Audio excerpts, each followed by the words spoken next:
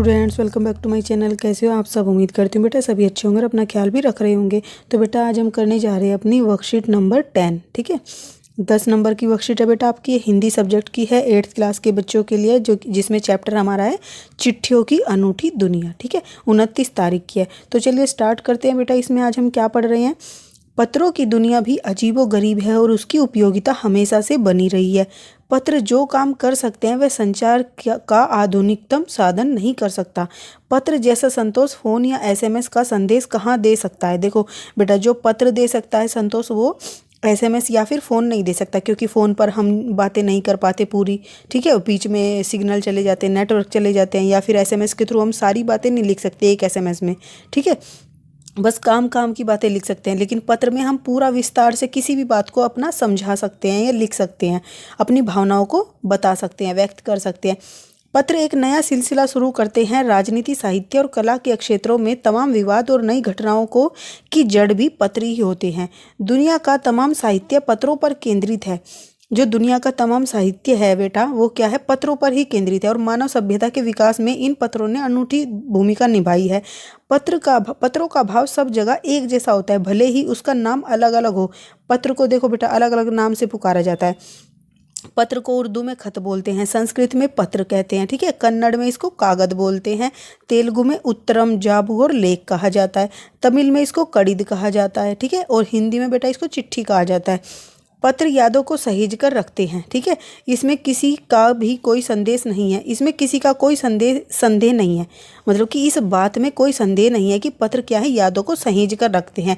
हर पत्र की अपनी एक लेखन कला है, और अपने पत्र में बेटा लिखने की सबकी एक कला है। कोई किस तरीके से लिखता है, कोई किस तरीके से। ठीक है, और हर पत्रों का अपना एक दायरा होता है। दुनिया भर में रोज करोड़ों पत्र एक दूसरे को तलाशते तमाम ठिकानों तक पहुंचते हैं। तो बेटा देखो, कोई कहीं से कितनी दूर से डालते हैं, कोई विदेशों से डालता है, कोई अपने देश के किसी भी कोने से डालते हैं पत्र, और वो घूमते रहते हैं और वहाँ तक पहुँचते हैं। ठीक है, भारत में ही रोज़ 4.5 करोड़ चिट्ठियाँ डाक में डाली जाती हैं, जो साबित करती हैं कि पत्र कितनी अहमियत रखते हैं। तो बेटा अभी भी देखो, इस टाइम पर भी 4.5 करोड़ चिट्ठियाँ जो हैं डाक में डाली जाती हैं। ठीक है, पंडित जवाहरलाल नेहरू ने सन 1953 में सही कहा था कि हजारों साल तक संचार का साधन केवल हरकारे या फिर तेज घोड़े रहे हैं। उसके बाद पहिए आए, पर रेलवे और तार से भी बदलाव आया। तार ने रेलों से भी तेज गति वाले संवाद पहुंचाने का सिलसिला शुरू किया। अब टेलीफोन, वायरलेस और आगे रडार, दुनिया बदल रहा है। ठीक है, अब तो बेटा और भी चीज़ें स्टार्ट हो गई हैं, वीडियो कॉलिंग वगैरह, ये सारी चीज़ें। तो कितना ज़्यादा ज़माना जो है और जो दुनिया है बदल चुकी है पहले से। ठीक है, अब इसके कुछ शब्दार्थ करते हैं बेटा। उपयोगिता मतलब आवश्यकता, संचार मतलब होता है बातचीत या सूचना को आदान प्रदान करना। ठीक है, आधुनिकतम होता है नया, जो नई नई चीज़ें आती रहती है। संतोष मीन तृप्ति या शांति। साधन मतलब होते हैं उपकरण जिनका हम इस्तेमाल करते हैं। सिलसिला मतलब चलन, मतलब कि क्या चलन है आजकल के टाइम में। तमाम मतलब होता है पूरा या संपूर्ण। विवाद मतलब तो पता ही है बेटा आप सभी को, झगड़ा होता है। केंद्रित मतलब किस चीज़ पर आधारित है वो। सहेज कर मतलब किसी चीज़ को संभाल कर रखना। ठीक है, संदेह मतलब शक होता है।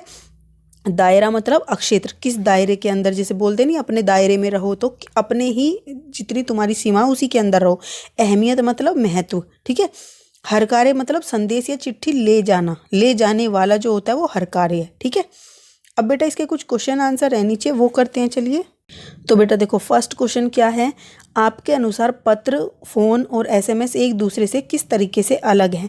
तो बेटा हमने अभी पढ़ा था, तो आप लिखोगे मेरे अनुसार पत्र, फ़ोन और एसएमएस एक दूसरे से बिल्कुल अलग है, क्योंकि जो काम पत्र कर सकते हैं वे संचार के आधुनिकतम साधन नहीं कर सकते, क्योंकि पत्रों से हम अपनी भावनाओं को विस्तार से व्यक्त कर सकते हैं, जबकि फ़ोन और एसएमएस के थ्रू हम अपनी बातों को विस्तार से नहीं बता सकते।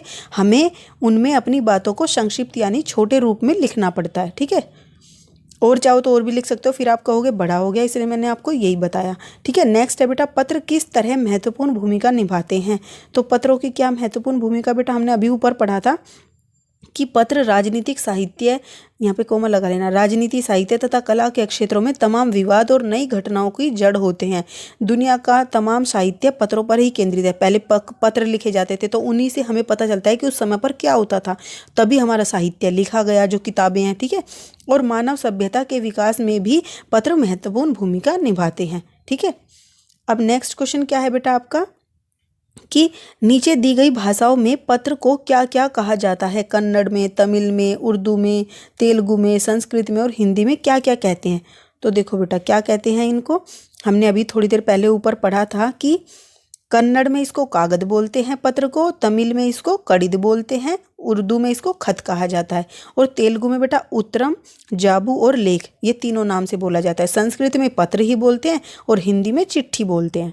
ठीक है, अब नेक्स्ट क्वेश्चन क्या है बेटा आपका फोर्थ, हमारे देश में रोज लगभग कितनी चिट्ठियां डाक में डाली जाती हैं। जो महामारी की स्थिति में अभी चल रही है, आपके अनुसार इसमें कितनी चिट्ठियां डाक में रोज डाली जा रही होंगी।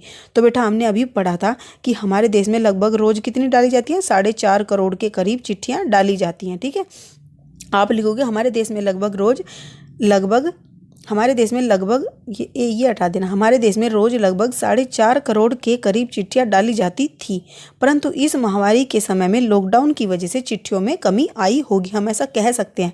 अभी हमें एग्जैक्ट तो नहीं पता, ठीक है, हम अंदाजा लगा सकते हैं। अब नेक्स्ट क्वेश्चन क्या है बेटा, पंडित जवाहरलाल नेहरू जी के अनुसार हजारों साल पहले संचार के साधन क्या थे और बदलते बदलते वो क्या हो गए। ठीक है, तो हमने ऊपर पढ़ा था बेटा पहले क्या होता था, घोड़े रहते थे जो संदेश पहुंचाते थे। ठीक है, तो पंडित जवाहरलाल नेहरू के अनुसार हजारों साल पहले संचार के साधन केवल हरकारे जो संदेश भेजा करते थे, ठीक है, या फिर तेज घोड़े रहे हैं।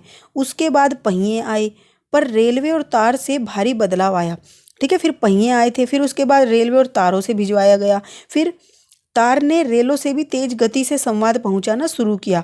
अब टेलीफोन, वायरलेस, दो ये मात्रा लगा लेना, वायरलेस और रडार के द्वारा संदेश भेजे जाते हैं, जिसके कारण उन्होंने कहा था कि देश बदल रहा है। ठीक है, अब तो बेटा और भी चीज़ें आ गई हैं जिसके थ्रू हम अपना संदेश भेज सकते हैं।